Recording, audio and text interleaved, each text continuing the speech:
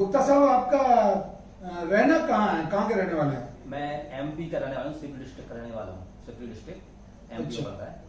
तो क्या करते हैं, प्रोफेशन क्या है आपका? मैं टीचर हूँ, गवर्नमेंट टीचर हूँ। अच्छा, तो क्या परेशानी क्या हुई थी? मुझे स्किन कैंसर की प्रॉब्लम थी सर जी, कम से कम जी 1.5 साल समथिंग पहले हो गया है मुझे। समथिंग फरवरी 2020 में मुझे डॉक्टर ने स्किन बायोप्सी करने के लिए कहा था जी। तो स्किन बायोप्सी में डॉक्टर ने फिर बाद में बताया कि आपको स्किन कैंसर की प्रॉब्लम है, तो तब से मुझे मालूम मिला। आपके दिमाग में कभी ये कुछ आया क्या भाई ये स्किन कैंसर आपको क्यों हुआ? क्योंकि आपकी फैमिली में जेनेटिक रीजन तो कोई था नहीं। जेनेटिक कोई रीजन नहीं है। तो फिर क्या मतलब आपके वो वहाँ? भी डॉक्टर ने भी क्लियर नहीं कहा कि ये आखिर क्या होगा है, तो मैंने भी जानने की कोशिश नहीं करी। मुझे तो ये बता था कैंसर है तो वो सही भी हो जाएगा मेरा, क्योंकि आयुर्वेदिक पे ज्यादा विश्वास था। लोगों ने मुझे सलाह भी दी कि आप बॉम्बे चले जाओ, कहीं वहीं चले जाओ, लेकिन मेरा पूरा फोकस है आयुर्वेदिक पर टिका हुआ था।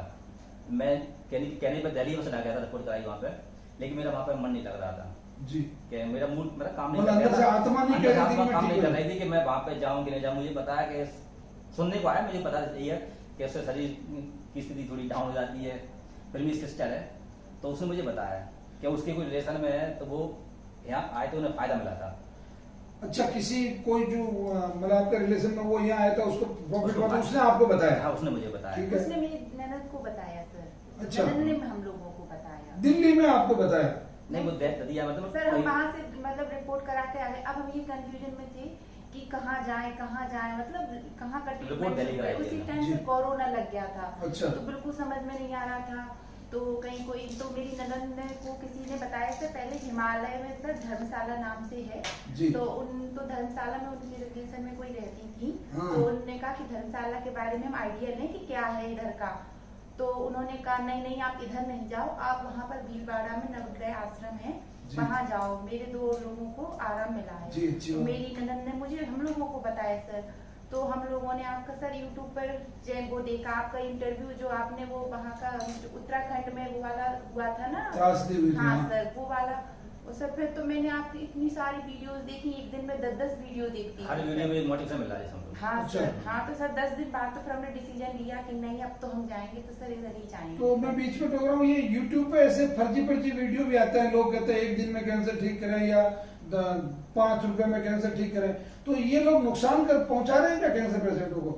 इस तरीके के जो फर्जी समझदार वीडियो? है यहाँ आने से मालूम चल जाता है कि वास्तविकता क्या है।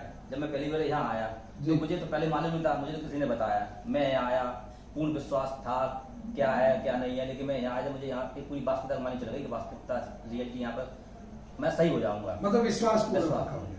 अच्छा दीदी, आपसे एक बात पूछूं, चूंकि आप एक प्राइवेट इंस्टीट्यूशन चलाती है, इतना बड़ा स्कूल चलाती है, मैनेजमेंट आपको आता है, ठीक है, आपके हस्बैंड भी टीचर हैं, मतलब ये और सुनने में भी आया होगा कि जब कैंसर हुआ तो निश्चित रूप से पूरी रात आपस में आपने बात नहीं की होगी, मतलब बहुत ऑफ मूड रहा होगा, बच्चियों से आपने इस बात को छुपाया होगा, मतलब इत्यादि बहुत सारी चीजें थी, परंतु 3-4 दिन तो किसी को नहीं बताया। ये सिर्फ हम बातें लोगों को कब पता। खुली, मतलब पहली बार खुल कब गई, मतलब कब इसको आपने मान लिया कि हाँ अब तो ठीक हो जाएगा?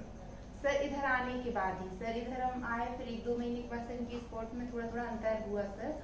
तो हम लोगों को विश्वास हो गया कि यहाँ से हमारा सही हो जाएगा।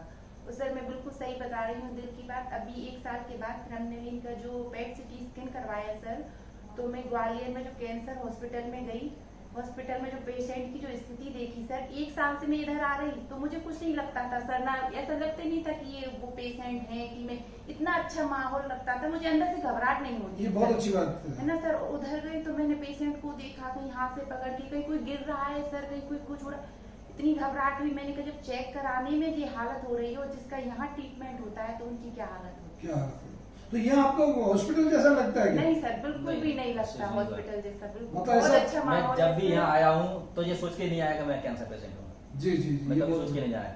बहुत बड़ी बात है। बहुत अच्छा यहाँ पर तो शांति का माहौल सर, और बहुत अच्छा लगता है। चलो एक आखिरी बात और आपसे पूछना चाहूंगा, चूंकि आप पढ़े लिखे लोग हैं, वास्तव में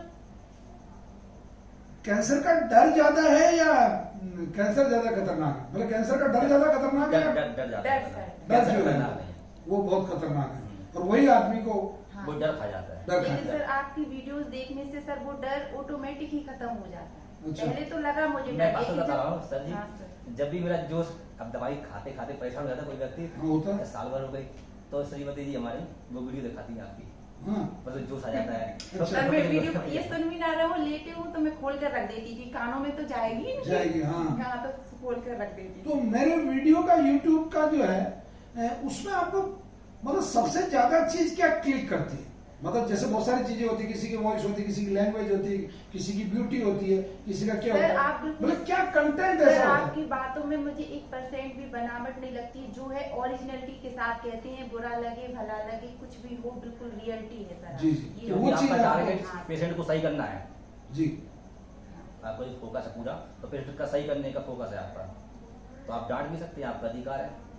हाँ, मतलब उसमें आपको इसमें जैसे टीचर जो है वो बड़ा छोटा नहीं देखता, फिर टीचर टीचर होता है, हाँ बिल्कुल वो नहीं सामने वाला नहीं पढ़ रहा है तो डांट सकता है, भले उम्र में बड़ा हो या छोटा हो। अब जैसे कोई सर लापरवाह होते हैं कि कभी भी आपके कुछ नियम हैं, अब कोई आप बताते हैं कि जो पर्चा देते हैं वो पढ़ते ही नहीं है, तो आपका हक है सर, आप डांट हाँ, सकते हाँ, हैं बिल्कुल, आपको। क्योंकि ये आपका सब टारगेट बात से सही करना है, यदि आप सोच रहे हैं ठीक है दवाई दे जाए मुझे क्या करना है, तो आप कोई डांटे नहीं सर। जी, जी। तो अब मैं बहुत बहुत शुभकामनाएं देता हूँ आप दोनों को, आपका दाम्पत्य जीवन बहुत अच्छा रहे, आपकी दोनों बिटियाएं बहुत अच्छी मतलब बहुत अच्छे संस्कार मिले उनको, आपकी सेवा भी करें वो। और मैडम मैं आपको बहुत बहुत धन्यवाद देता हूँ कि इन्होंने सर ने आपकी एब्सेंस में मुझे ये बात बताई थी कि आपने इनकी बहुत अच्छे से केयर की है।